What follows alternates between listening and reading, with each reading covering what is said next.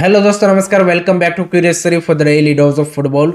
तो सबसे पहले बात करते हैं एएफसी एशियन कप 2031 एंड 35 के होस्टिंग की रिगार्डिंग एक मेजर अपडेट निकल के आ रहा है। सो रिसेंटली एएफसी ने 31 दिसंबर 2025 तक जो भी कंट्रीज को इन दोनों में से कोई भी एशियन कप को होस्ट करना हो उसके लिए एक्सप्रेशन ऑफ इंटरेस्ट लेटर मंगवाया था। तो उसमें यहाँ पे 2031 एशियन कप के लिए टोटल 6 कंट्रीज ने इंटरेस्ट दिखाया है, जिसमें one of them is obviously India, then Indonesia, Australia, South Korea, Kuwait and एक जॉइंट बीड है from the central Asian countries Uzbekistan, Kyrgyzstan and Tajikistan. जबकि 2035 के एशियन कप के लिए सिर्फ 4 ही कंट्री ने इंटरेस्ट दिखाया है, and that is Australia, Japan, south Korea and Kuwait. तो अब यहाँ पे एएफसी की ओर से यहाँ पे क्योंकि जो इंटरेस्टेड कंट्रीज है वो फाइनलाइज हो चुके हैं, तो अब आगे का जो प्रोसेस है यहाँ पे बिड सबमिट करने का एंड बिड को इवेल्यूट करने का, वो सारी चीज़ें वो यहाँ पे इन कंट्रीज़ के साथ यहाँ पे डिस्कशन करेंगे एंड देन उसके बाद यहाँ पे अनाउंस होगा कि भाई कौन 2031 एंड 35 का यहाँ पे एशियन कप का होस्ट होने वाला है। अगर हम इंडिया की बात करें तो एसवी ओल्नो की एएफएफ ने यहाँ पे 31 के लिए सबमिट किया है लेटर। तो अभी कोई बिड सबमिट नहीं हुआ, ये यहाँ पे लोगों को समझने की ज़रूरत है। अभी हमने सिर्फ इंटरेस्ट दिखाया है। अब यहाँ पे एएफसी के साथ डिस्कशन करके उनकी जो रिक्वायरमेंट होगी for the hosting of this tournament, उसके अकॉर्डिंग हमारी यहाँ पे बिड सबमिट होगी एंड फिर सारी बिड्स को वो लोग इवेल्यूट करेंगे एंड देन यहाँ पे फाइनल डिसीजन बनेगा। बट द क्वेश्चन इज कि भाई यहाँ पे आप अगर एशियन कप होस्ट करना चाहते हो तो आपने 31 के लिए ही क्यों यहाँ पे सबमिट किया? 35 के लिए भी करते भाई, आपका चांस रहता भाई 31 में अगर ना मिलता, क्योंकि 31 में अगर आप देखें तो सेंट्रल एशियन कंट्रीज जो है उज्बेकिस्तान, किर्गिस्तान, तजाकिस्तान, उनका एक आई वुड से कि एक स्ट्रॉन्ग कंटेंशन होने वाला है वहाँ पे।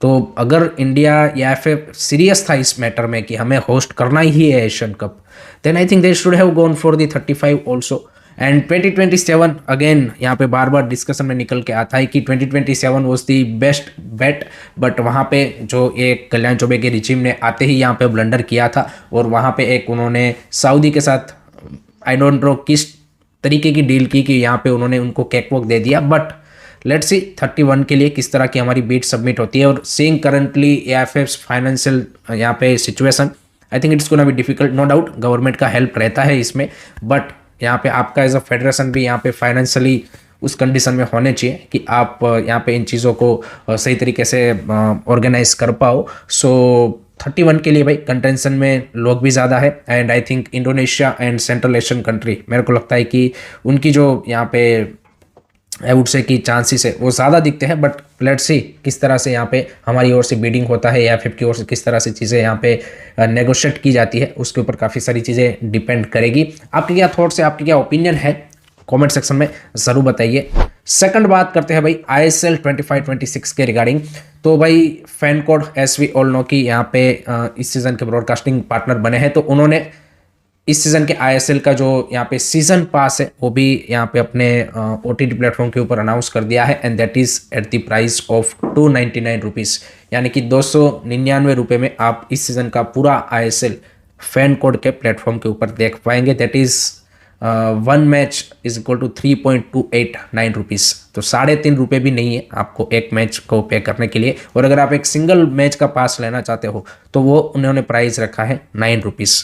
बट आप सबको पता है कि Indian football fans is very very very price sensitive, so most of the people will look for that free link and all of that thing, but this is also one of the reality कि हम यहाँ पे चाहते सब कुछ है, यहाँ पे बढ़िया होना चाहिए ब्रॉडकास्टिंग से लेके इतना कैमरा सेटअप सब कुछ, बट इवेंचुअली हम उसके लिए पे नहीं करना चाहते। और उसके में मैं फैंस को यहाँ पे एक तरीके से उनकी गलती भी है भी और नहीं भी है, क्योंकि एक रीज़न ये भी है कि लोग क्यों यहाँ पे नहीं करना चाहते, because of the quality also. ये भी एक रियलिटी है कि आपकी जो प्रोडक्ट की क्वालिटी है, मैं ब्रॉडकास्टिंग की क्वालिटी की बात नहीं कर रहा हूँ, फुटबॉल की क्वालिटी ऐसी नहीं है कि लोग यहाँ पे इतना वर्थ इट फील करें कि इवन मैं इसके पीछे 1 रुपये, 2 रुपये, 3 रुपये, what ever you call it, यहाँ पे करना चाहूँगा।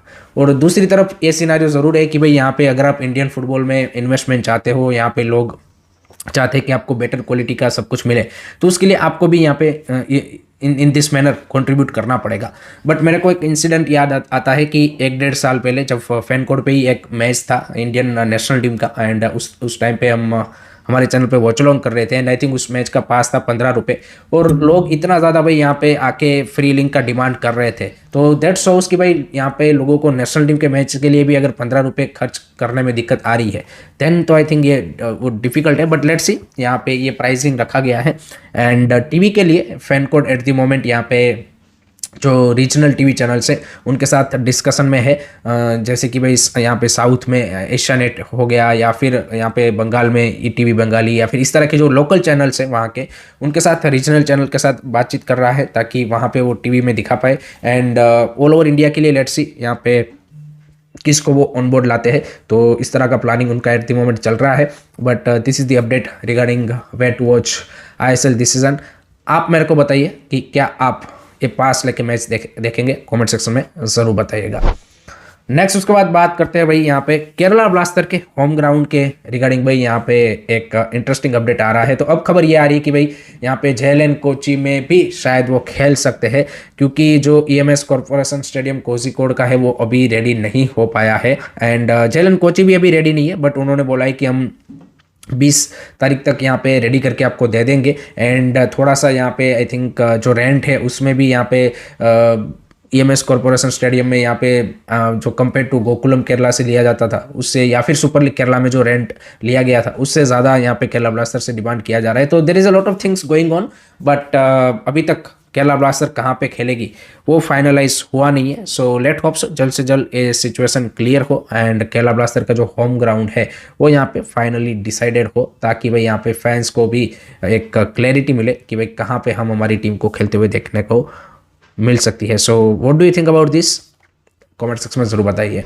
नेक्स्ट उसके बाद बात करते हैं इंडियन सीनियर वुमेन्स टीम के बारे में। तो कल उन्होंने एक और अपना फ्रेंडली मैच खेला इन तुर्की अगेंस्ट रशियन क्लब एंड उसको भी उन्होंने 2-0 से जीत लिया है। सो progress is going very well and I talked to some of the players in the national team and उन्होंने बताया कि अच्छी चल रही है प्रैक्टिस एंड जो नए कोच है उनके अंडर वो सेटल डाउन भी अच्छे तरीके से हो रहे हैं एंड मैचेस भी यहाँ पे ठीक ठाक अच्छे कम्पिटिटिव हो रहे हैं। सो that is good and let hope so इसी तरह से यहाँ पे इनका जो प्रिपरेशन है वो कंटिन्यू रहे यहाँ पे। एंड जब ऑस्ट्रेलिया ट्रैवल करे तो वहाँ पे भी इसी तरह के उनको कम्पिटिटिव मैचेस का अरेंजमेंट एएफएफ की ओर से होगा। So that would be the best for their preparation for upcoming women's Asian cup. आपका क्या मानना है, आपके क्या थॉट्स हैं, कमेंट सेक्शन में जरूर बताइए।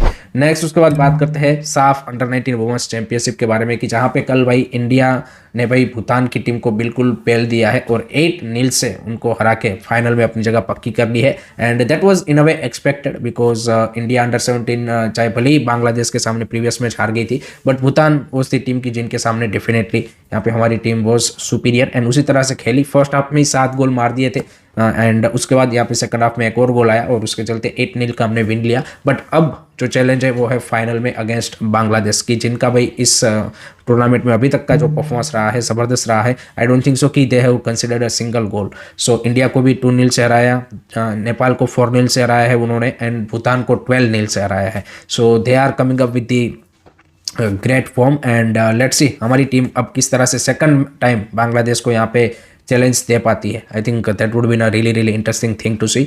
आपका क्या मानना है, आपके क्या थॉट्स है, कमेंट सेक्शन में ज़रूर बताइए। Now moving on to the world football. तो वर्ल्ड फुटबॉल में भाई यहाँ पे एशिया में एक इंटरेस्टिंग थोड़ी सी खबर आ रही है and that is from south Korea. तो साउथ कोरिया की जो नेशनल वुमेन्स टीम है उन्होंने यहाँ पे अपकमिंग वुमेन्स एशियन कप जो है उसको बॉयकॉट करने का यहाँ पे यू कैन से की धमकी दिया है टू देयर फेडरेशन एंड उसका रीज़न है कि भाई यहाँ पे उनका ये कहना है कि आप जो हमारी मेंस नेशनल टीम को जिस तरह से यहाँ पे सारी फैसिलिटीज़ और सारी ट्रीटमेंट देते हो वो यहाँ पे हमारी वुमेन्स टीम को नहीं देते हो। इवन हमें हमारे यहाँ पे ट्रैवलिंग का भी पैसा खर्च करना पड़ता है, ये सब कुछ हमें यहाँ पे खुद करना पड़ता है। तो उसके चलते दोनों के बीच में टसल चल रहा है एंड एट द मोमेंट यहाँ पे साउथ कोरियन फेडरेशन डिस्कशन में है।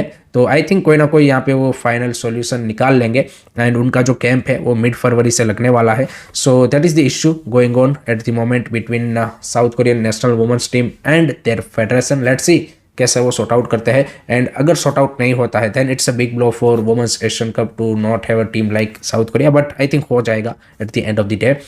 लास्ट में बात करते हैं भाई यहाँ पे Manchester City and Pep Guardiola के रिगार्डिंग भाई एक काफ़ी इंपॉर्टेंट अपडेट आ रहा है। सो कल ही यहाँ पे मान सिटी ने यहाँ पे कैरेबाओ कप के सेकंड लेग सेमीफाइनल में न्यूकासल को 3-1 से हरा के फाइनल में अपनी जगह पक्की कर ली है। So that's good. यहाँ पे आर्टेटा वर्सेस हमें यहाँ पे पेप का फाइनल देखने को मिलेगा यहाँ पे कैरेबाओ कप में वेम्बली में। So that was gonna be a great match. But the main news is regarding Pep कि भाई पेप क्या यहाँ पे सिटी में आगे कंटिन्यू करेगा। So there are multiple you can say कि trusted reporters now you can say कि रिपोर्टिंग कि भाई पेप इस सीज़न के बाद लीव कर जाएगा एंड उसके चांसेस और ज़्यादा अब बढ़ते ही जा रहे हैं। सो 10 ईयर्स अगो यहाँ पे 2016 में उन्होंने मैनचेस्टर सिटी को ज्वाइन किया था एंड जिस तरीके का उन्होंने एक अपना लेगेसी क्रिएट किया है in this club and Manchester City को भी एक जो आइडेंटिटी दिलाई है एज अ टॉप क्लब, उसमें definitely Pep was the real you can say की the leader and definitely it will be a big